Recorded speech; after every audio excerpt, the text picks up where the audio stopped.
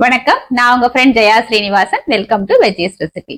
நம்ம veggies recipe கிச்சன்ல மகாலயபட்சத்துக்கான பலகாரம் ரெசிபிஸ் நம்ம பார்த்துட்டு இருக்கோம். அந்த வரிசையில டே 14க்கான பலகாரம் நம்ம இன்னைக்கு பார்க்க போறோம். இது வந்து தஞ்சாவூர் பக்கம்லாம் ரொம்ப ஃபேமஸ் நீர் உருண்டை.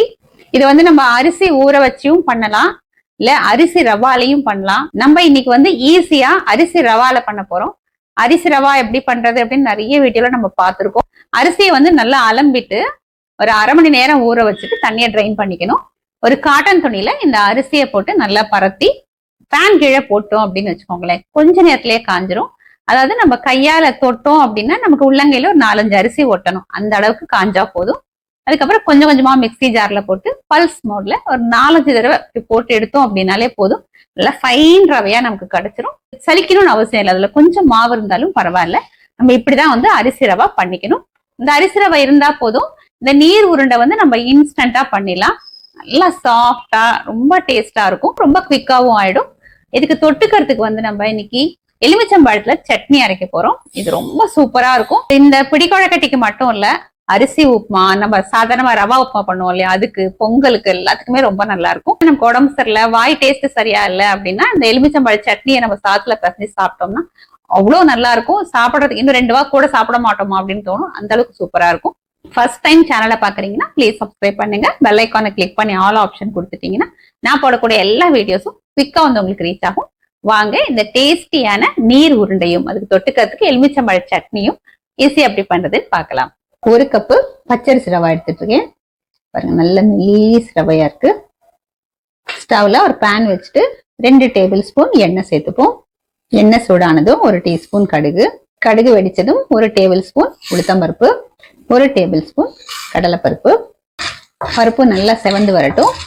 பருப்பு இந்த மாதிரி லேசா செவந்து வரும்போது 2 காஞ்ச மிளகாய விதையெல்லாம் எடுத்துட்டு பொடி பொடியா கட் பண்ணிருக்கேன். 1/2 டீஸ்பூன் ஜீரகம். இது நல்லா வறுத்துக்கலாம்.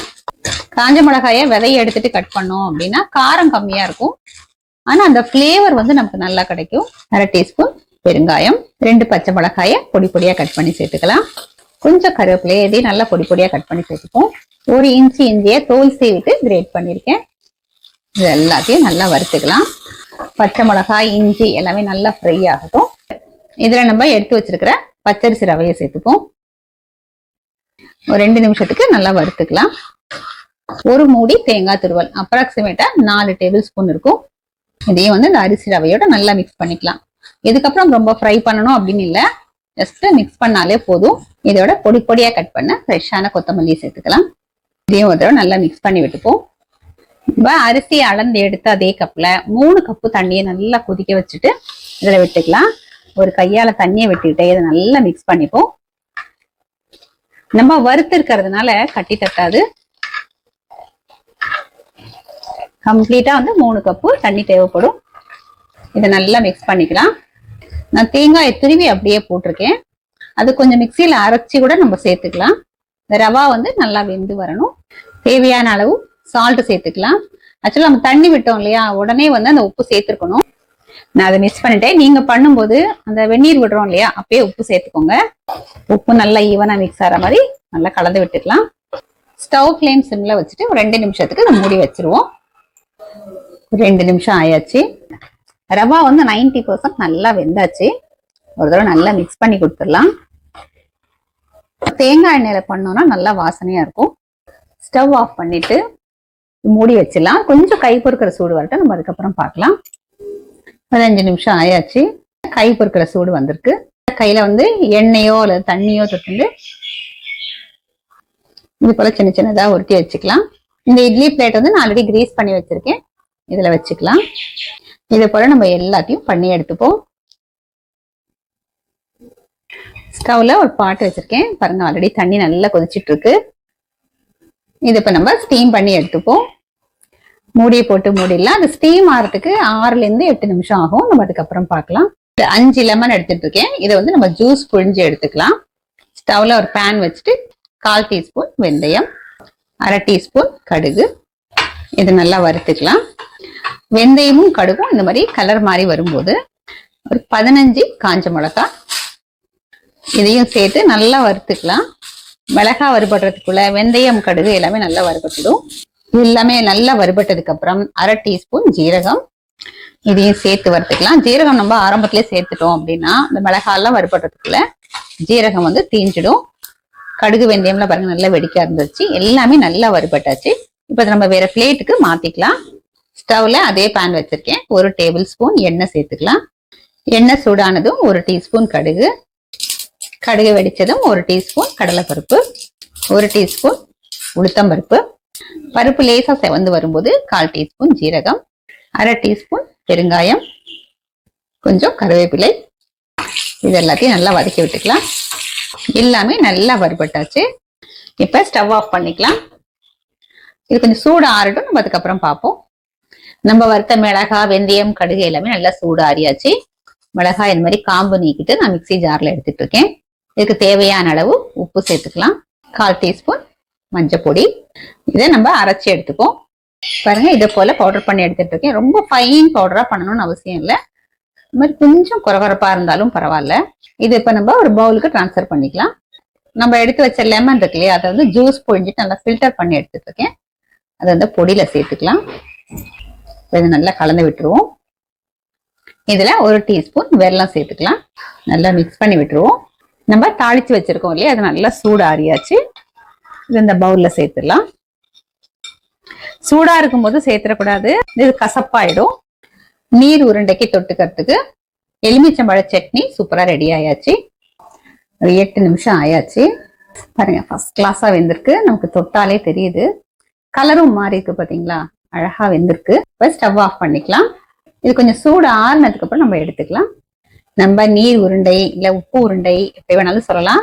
பாருங்க எந்த அளவுக்கு சாஃப்டா பஞ்சு போல வந்திருக்கு. பாருங்க, ஃபர்ஸ்ட் கிளாஸா இருக்கு. நல்லாவும் வெந்திருக்கு. உள்ளேயும் பாருங்க, அது உண்மையா வந்திருக்கு. இது தொட்டதுமே அப்படியே பிரிஞ்சு வருது. எவ்வளவு நல்லா சாஃப்டா இருக்கு பாருங்க. நல்ல சாஃப்டான நீர் உருண்டை. இதுக்கு சூப்பரான காம்பினேஷன் லெமன் சட்னி, அதாவது எலுமிச்சம்பழ சட்னி. நல்ல பஞ்சு போல சாஃப்டான நீர் உருண்டையும் அதுக்கு பர்ஃபெக்ட் காம்பினேஷன் எலுமிச்சம்பழ சட்னியும் நம்ம குவிக்கா ரெடி பண்ணிட்டோம். அப்ப நம்ம டேஸ்ட் பண்ணி பார்த்துடலாம். இந்த ரெண்டோட காம்பினேஷன் வந்து ரொம்ப அட்டகாசமா இருக்கும். பாருங்க எவ்வளவு சாஃப்டா இருக்கு.